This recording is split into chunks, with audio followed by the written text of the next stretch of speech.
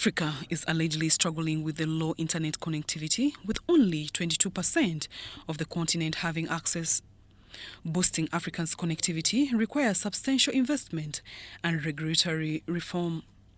Uganda has been placing a strong emphasis on the ICT sector, aiming to transform the country into a digitally led economy. The CEO of Liquid Intelligent Technologies Uganda, Keko Kahindi, explains challenges faced by communities in Uganda when it comes to the internet connectivity. The biggest impediment to our connectivity or to connectivity is the tax regime right now.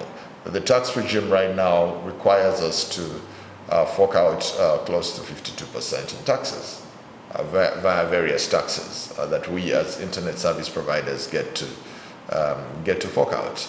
Many of these taxes, for some reason or the other, because we're businessmen, we have to pass them on to the end user.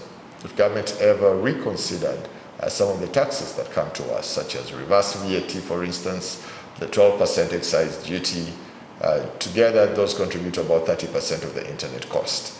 Now just imagine if government showed a great will and said, we are even just maybe suspending or giving us a tax holiday for maybe 5 years. Just imagine how much of an impact that would be. It would allow us to grow probably much more than 30%. Strategic public-private partnerships have played a vital role in creating an ICT framework, with organizations like Liquid Intelligent Technologies at the forefront of this transformation. Collaboration between ourselves and the public and government largely. I'm not talking about the public sector, but government, specifically the regulator Uganda Communications Commission, in ensuring that they are creating an environment where we can, one, make the major investments in improving access to the common man, but also creating a regulatory environment that is conducive for us to go out there and aspire to connect the common person.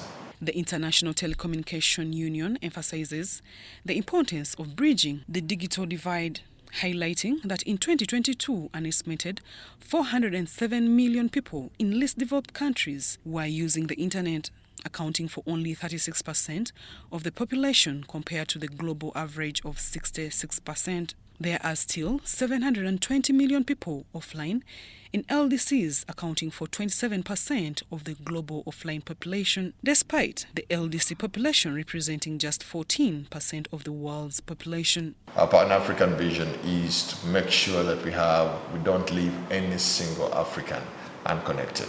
So create connectivity for every single African. How are we doing that? By expanding access. The access that we've expanded, we're running over 100,000 kilometers of fiber on the African continent.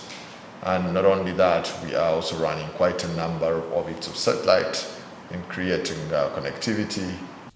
The International Telecommunication Union's Measuring Digital Development report underscores that universal and meaningful connectivity remains a distant prospect for LDCs. Efforts to address this gap and make progress towards the UN SDGs are crucial for these countries and the global community. We need government to play along with us. We know the contribution of especially connectivity to a typical GDP situation in any country. The World Bank speaks to a contribution of anywhere between 4 and 6% for just by the fact that just connected to the internet. So we continue to encourage government to work with us on this.